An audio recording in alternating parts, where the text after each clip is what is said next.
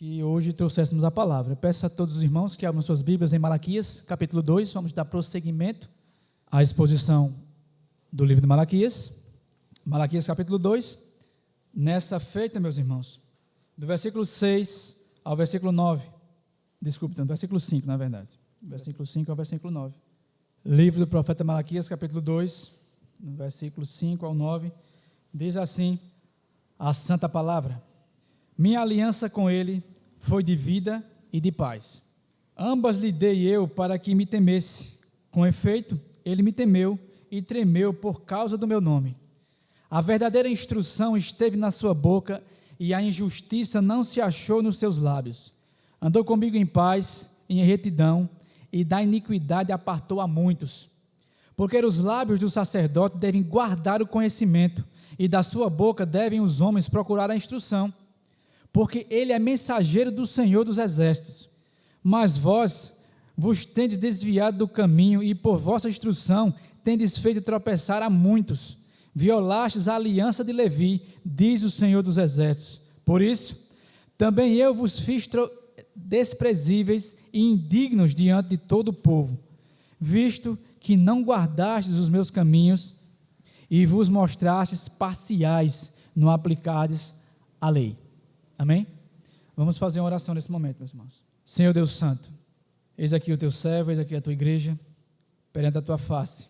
Senhor, nós clamamos a Ti pelo Teu Santo Espírito, que ilumine nossas mentes, que dê graça a esse vaso de barro, e graça aos ouvintes, dê-lhes ouvidos para ouvir, coração para entender, dê-lhes entendimento, Senhor, a cada um de nós. Ilumine nossas mentes, exorta-nos, ensina-nos, mostra-nos a realidade da Tua palavra, alimenta-nos, nesses dias maus, onde o alimento espiritual verdadeiro, sequer o leite, tem sido dado às ovelhas. Mas como foi lido, muitos estão desviando do caminho, Senhor Deus, do Teu povo. Ai daqueles que assim o fazem, ai daqueles que fazem tropeçar, como o Senhor mesmo disse, um dos meus pequeninos. Ajuda-nos a compreender a palavra do Senhor, ajuda-nos, vivifica-nos com a Tua palavra, que ela desça ao mais íntimo do nosso coração, que ela esteja lá, que possamos meditar nela durante a semana, que possamos, ó Deus, proclamá-la onde quer que nós estejamos. Senhor, ilumine nossas mentes. Nós somos fracos, somos falhos, a nossa mente é limitada, totalmente pequena, ínfima. Tem compaixão de nós e ajuda-nos nessa tarefa tão gloriosa, mas tão responsável, que requer tanto, em nome do Senhor Jesus Cristo. Amém. Meus irmãos, só para que a gente se situe, nós vimos anteriormente o castigo dos sacerdotes iníquos, no comecinho do capítulo 2, do versículo 1 ao versículo 4, onde mostra o castigo que eles iriam receber justamente porque estavam fazendo o povo de Deus desviar do seu caminho. E Deus diz, através do profeta, que eles receberão castigo. A iminência do castigo está próxima. Eles vão receber isso porque estão afrontando o próprio Deus, fazendo o culto de forma errônea, oferecendo a Deus o que Ele não pediu, tudo contrário à sua lei, e ao mesmo tempo fazendo com que o povo de Deus, assim como eles eram corrompidos, corromperam também, ou estavam corrompendo também o povo de Deus, e eles receberiam o castigo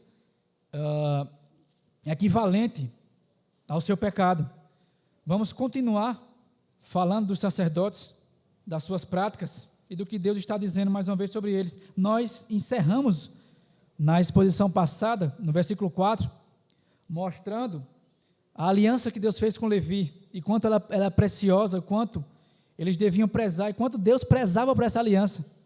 E vimos também, no versículo 4, que Deus estava desprezando aquele sacerdócio, e também estava apontando, nos clareava a mente, apontando para o sacerdote perfeito, que é Jesus Cristo, onde Hebreus, nós citamos Hebreus, não é? O sacerdote perfeito que é Jesus Cristo, que não veio da tribo de Levi, mas da tribo de Judá, e assim ele veio como o sacerdote perfeito, cumprir tudo aquilo que o seu pai lhe mandou. Então, nessa feita, o nosso título dessa noite será o ministro, bênção ou maldição. Mais uma vez, o ministro, bênção ou maldição é o título do sermão nessa noite. Vamos mais uma vez ler o versículo 5. Minha aliança com ele, aqui é com Levi, foi de vida e de paz. Ambas lhe dei eu para que me temesse. Com efeito, ele me temeu e tremeu por causa do meu nome. Meus irmãos, primeiramente, a bênção de ser um ministro de Deus, um verdadeiro ministro de Deus. A primeira parte, a bênção de ser um verdadeiro ministro de Deus. Como é a bênção ou maldição, vamos ver o ministro sendo uma bênção, quando ele é uma bênção, segundo o texto, cumprindo justamente o que ele tem que cumprir, fazendo o seu ofício corretamente. Então, em primeiro lugar, ele temia a Deus. Como ele fala, minha aliança com ele foi de vida e paz. E dele isso para que me temesse, e ele me temeu e tremeu por causa do meu nome. Então, vamos ver algumas qualificações do ministro. A primeira qualificação, ou a primeira qualidade do sacerdote, ou ministro, não é? Nos nossos dias, o ministro. O que se requer dele é que trema e tema diante de Deus, que esteja consciente de quem é Deus, da santidade divina e da nobreza do seu ofício. É por isso que ele teme e treme, meus irmãos. É por essa razão que Paulo pergunta, quem, porém, é suficiente para essas coisas? Em 2 Coríntios 2,16. E ele responde que não são os que se oferecem para ser sacerdotes, não, mas aqueles a quem Deus chamou. É de ficarmos impressionados hoje com a superficialidade, a falta de motivação e de consciência vocacional de muitas pessoas que entram no seminário, que querem ser pastores, mas não entram para o ministério como temor e tremor. Antes, consideram um simples meio de vida. Quando Levi recebeu a aliança de Deus, ele a recebeu com temor e tremor. Foi isso que levou Finéias a fazer o que fez em Números capítulo 25, do versículo 6 ao 13. Nós bem sabemos o que ocorreu, onde o povo de Deus estava pecando, um homem saiu com uma midianita aos olhos de todo o povo para se prostituir com ela, entrou na tenda e Finéias, o sacerdote, pegou uma lança, entrou na tenda e transpassou os dois, e a ira de Deus, naquele momento, cessou, e Deus assim o honrou, falou dele, que é assim que deveria ser o sacerdote, com zelo por Deus. Esse é o acontecimento que teve em Números capítulo 25, versículo 6 ao 13, se os irmãos quiserem ver posteriormente. Então ele temeu e tremeu diante do nome de Deus, e então fez justiça no meio do povo. E é assim que Deus quer os sacerdotes. Deus não quer sacerdotes como os que ficaram apenas olhando, os que ficam apenas olhando, enquanto o pecado se dissemina no meio do povo. Não, porque Finéias não ficou só olhando a corrupção, a olhos nus, não, mas ele zelava pela casa de Deus, pela palavra de Deus, pela lei, pelo próprio Deus. É isso que se requer do ministro, temor e tremor pelo nome de Deus, reverência. E isso não encontramos em muitas igrejas hoje, meus irmãos, pouquíssimas. Isso é incrível, não é? É incrível por quê? Porque isso é o mínimo. Se chegar diante de Deus e não ter respeito por Ele, pela sua palavra, é não ter noção alguma de quem é Deus. E nas igrejas hoje, ou no que se chama de igreja, não se conhece quem é Deus, não se sabe quem é Deus, não se sabem os atributos de Deus, consequentemente não se sabe quem é Deus. Quer conhecer a Deus? Conheça os seus atributos, e você vai saber quem é Deus. Ele se revela com seus atributos, um Deus santo, um Deus soberano, um Deus onisciente. E isso não é pregado, nós não vemos nas igrejas. Então, a primeira qualidade do ministro fiel, do ministro verdadeiro, é temer e tremer. Versículo 6. A verdadeira instrução esteve na sua boca, e a justiça e a injustiça não se achou nos seus lábios. Andou comigo em paz, em retidão, e da iniquidade apartou a muitos. Em segundo lugar, um verdadeiro ministro é incorruptível na doutrina. Um verdadeiro ministro é incorruptível na doutrina. A verdadeira instrução, como nós dissemos, estava em sua boca. Então, há uma profunda conexão, meus irmãos, entre o que o homem fala e o que ele é. Um ministro que sonega a palavra de Deus ao povo, que torce a palavra de Deus e diz ao povo o que Deus não está dizendo, é um falso ministro. Isso é notório. Um falso profeta. Hoje, estamos vendo a igreja evangélica em profunda crise. Há desvios sérios, liberalismo, sincretismo, pragmatismo e ortodoxia morta. Até mesmo dentro das igrejas históricas, meus irmãos. Igrejas que sempre foram históricas, igrejas fiéis. Nós vemos que isso está adentrando as portas das igrejas fiéis. Há desvios.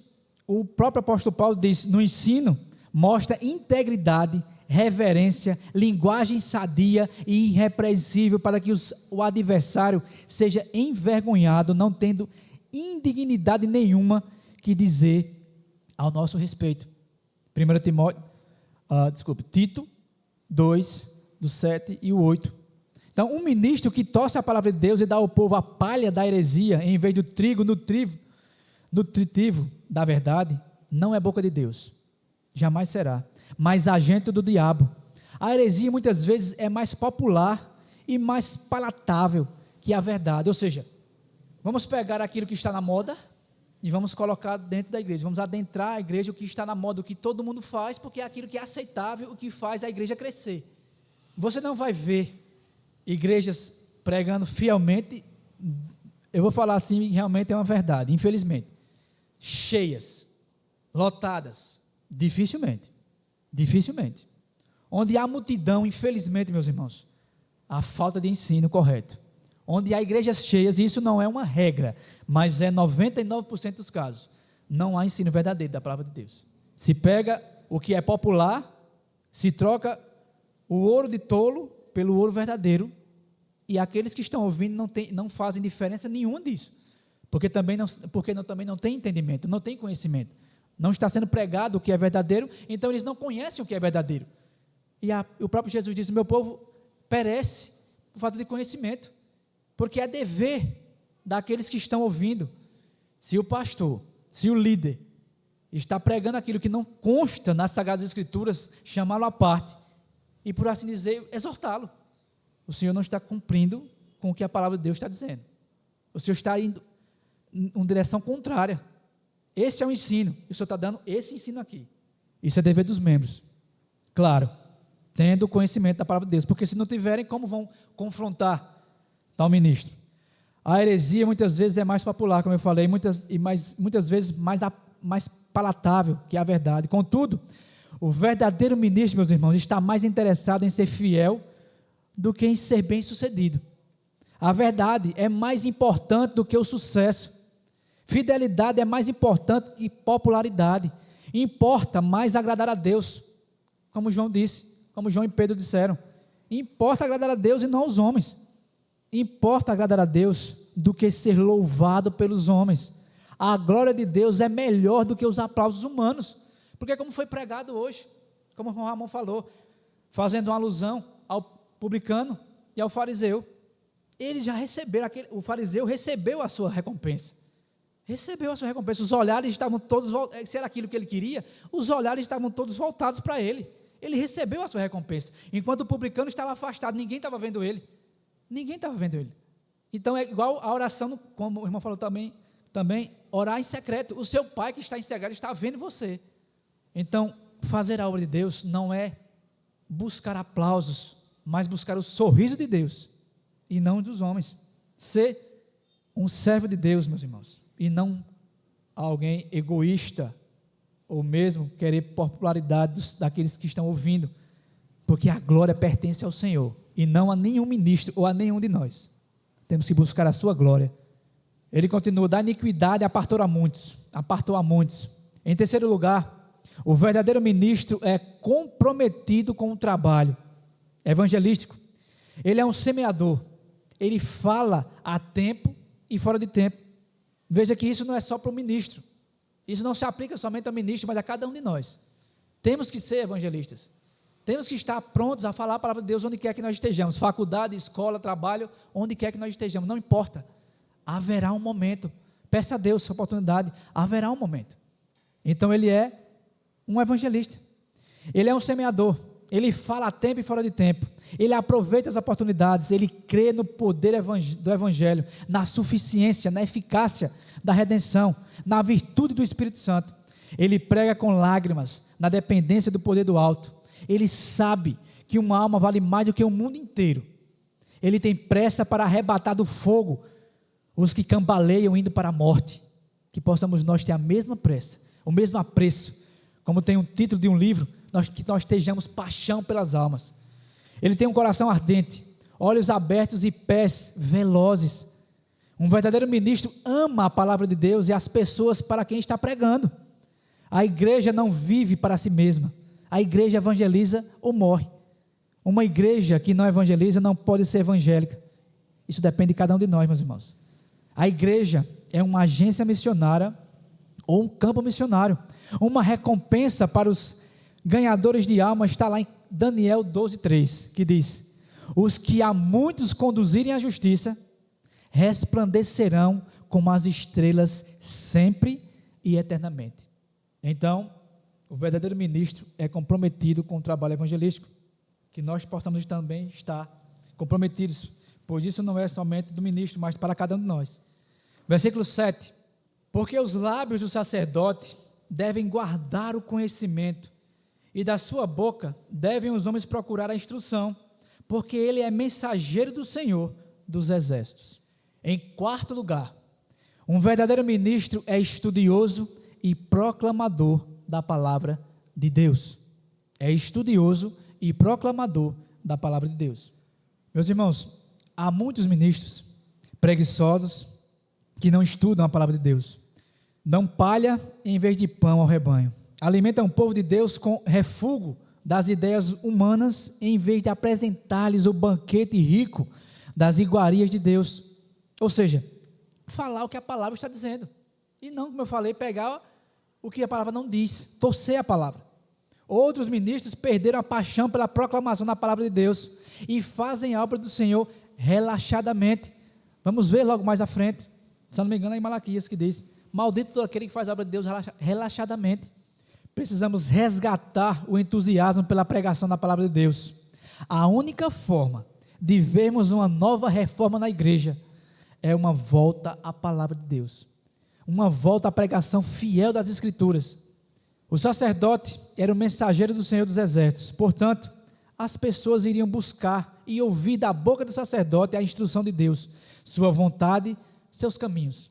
Então, precisamos de uma volta à palavra de Deus, porque a reforma, meus irmãos, toda vez que havia avivamento, pode olhar os avivamentos verdadeiros e históricos, era uma volta à palavra, e trazendo à memória a reforma que está tão próxima, só a Escritura, a volta à palavra, somente a Escritura. Voltemos à Escritura, para que a igreja fique sadia, seja uma igreja sadia, temos que voltar às Escrituras, temos que tê-la como regra de fé, e não como um livro qualquer, ou um livro para simplesmente olharmos, para dar apoio às nossas ideias. Não, Ele é o centro, é daqui que nós nos direcionamos, que Deus nos direciona, é a partir daqui, e não do nosso intelecto, ou daquilo que achamos.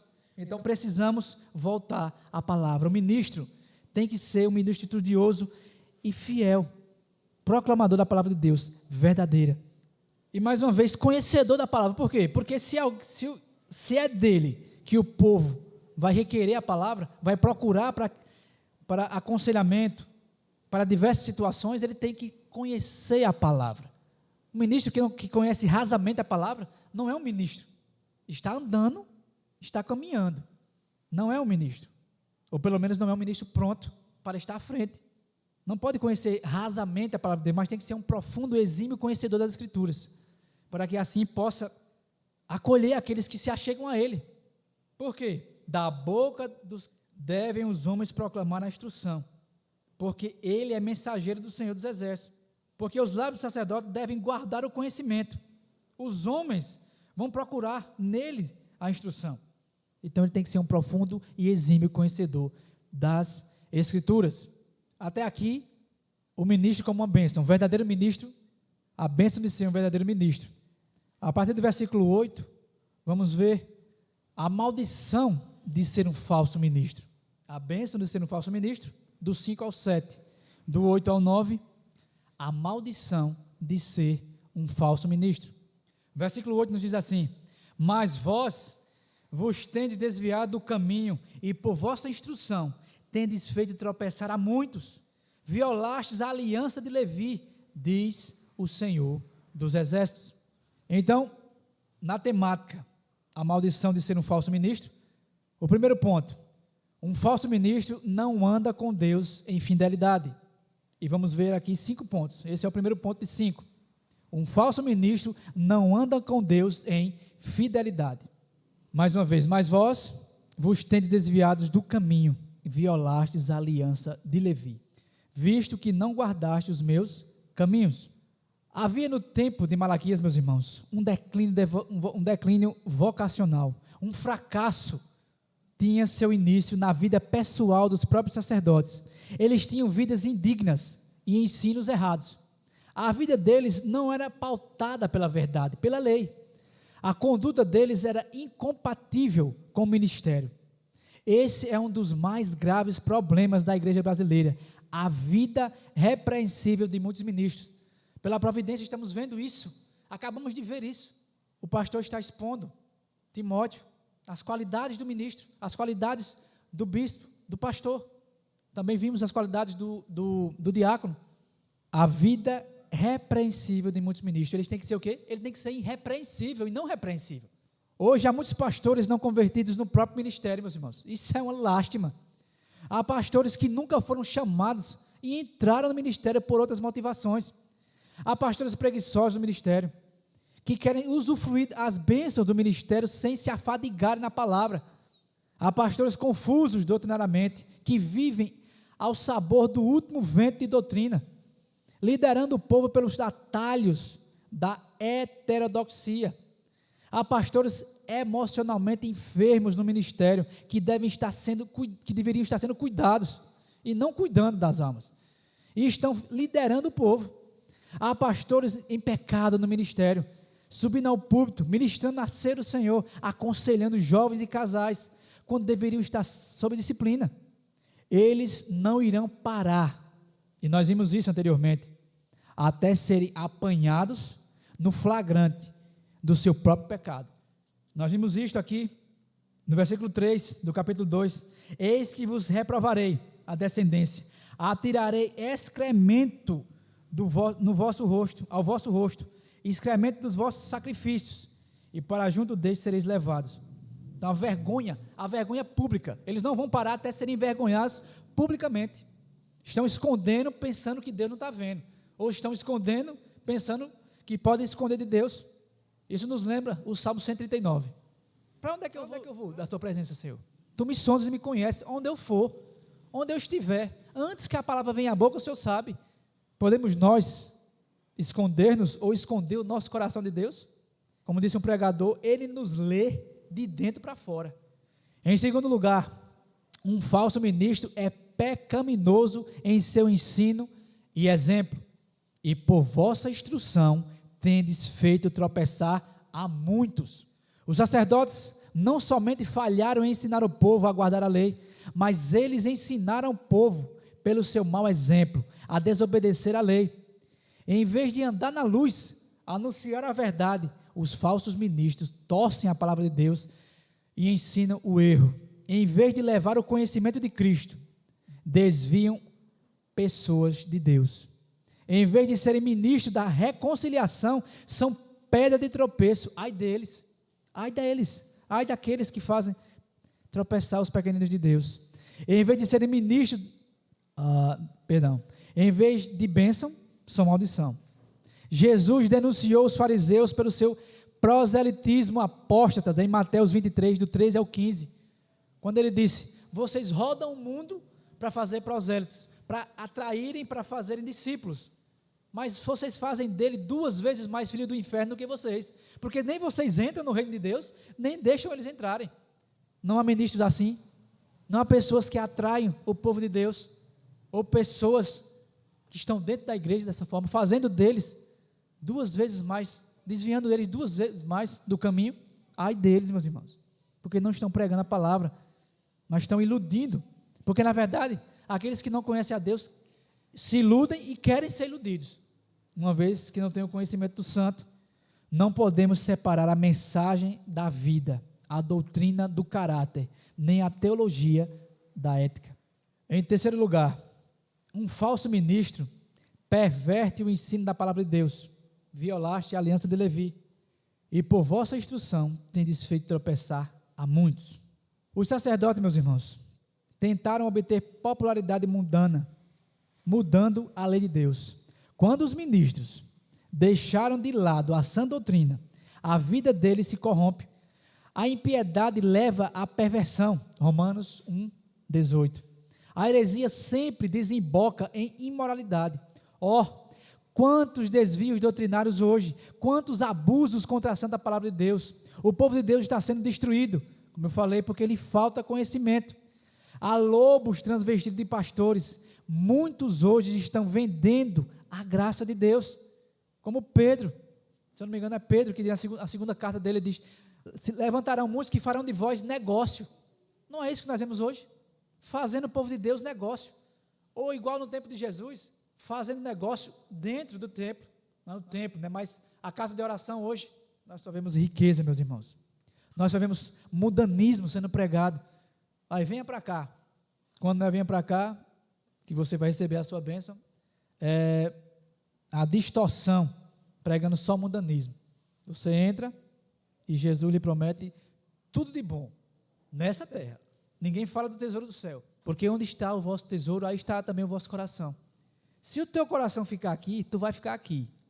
E nós bem sabemos o fim daqueles que ficarem aqui. Em quarto lugar, o ministro é parcial. Aqui nós vemos que nós estamos falando da maldição de ser um falso ministro. Um falso ministro é parcial na aplicação da lei. E vos mostrastes, vamos ler o versículo 9. Por isso também eu vos fiz desprezíveis e indignos diante de todo o povo, visto que não guardastes os meus caminhos e vos mostrastes parciais no aplicardes a lei. É justamente esse finalzinho aqui. O falso ministro é parcial na aplicação da lei. Ser parcial é literalmente mudar a cara, ou mostrar a favor. Ou seja, usar dos 2 pesos e 2 medidas. Favorecer uns e penalizar outros. Usar para uns de benevolência, ou de benesses, da lei, e contra outros o rigor da lei.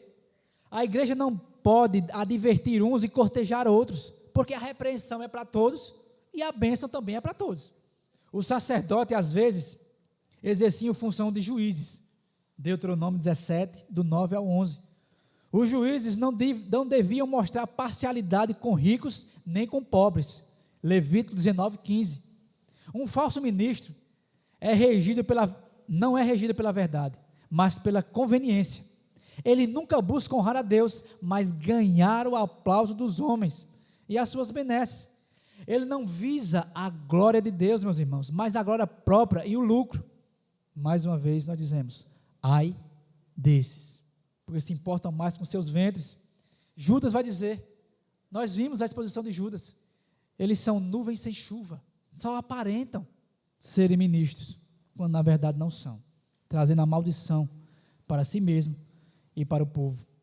Em quinto e último lugar, meus irmãos, um falso ministro será desacreditado em público. Um falso ministro será desacreditado em público. Por isso, também eu vos fiz desprezíveis e indignos diante de todo o povo. Deus não honra aqueles que não o honram. Pelo contrário, aqueles que são líderes terão um julgamento mais severo. O líder será apanhado pelas próprias cordas do seu pecado. Quem zomba do pecado é louco. Os falsos ministros serão expostos ao vexame, ao opróbrio público e serão banidos do ministério. Nós já falamos disso também. No finalzinho do versículo 13 ele diz: e para junto, vou jogar excremento em vocês, e para junto destes sereis levados. Porque nós sabemos que os excrementos eram levados, os excrementos, quando eram oferecidos, os animais, em holocausto, os excrementos eram levados para fora do templo. Ou seja, é uma expulsão dos falsos líderes. Vocês vão ser jogados com os excrementos fora. Vocês deixarão o púlpito. Serão envergonhados publicamente. Porque eu não me agrado de vocês, o Senhor disse. Eu não me agrado de vocês. Eu vos fiz desprezíveis e indignos. Então, meus irmãos, vimos a bênção de ser um ministro verdadeiro e vimos a maldição de ser um falso ministro. Agora vamos ver 3 lições que tiramos do texto com relação ao culto. Lembre que todo o contexto de Malaquias é culto. O verdadeiro culto e o falso culto. Aqui eles não estavam dando a Deus o culto verdadeiro, estavam desviando o povo do culto verdadeiro. E assim, de Deus. Em primeiro lugar, meus irmãos, devemos aprender, mais uma vez, que Deus zela por seu culto. Não convém pensar que o culto a Deus é algo secundário, de menor importância. Deus dá a maior importância a como o seu povo cultua. O culto é a expressão pública da teologia da igreja. Isso é notório. Se há ortodoxia, se há o ensino correto das Escrituras, o culto vai ser um culto bíblico. Se há um mau entendimento de algum ponto da Bíblia, o culto vai ser torcido, não vai ser um culto bíblico.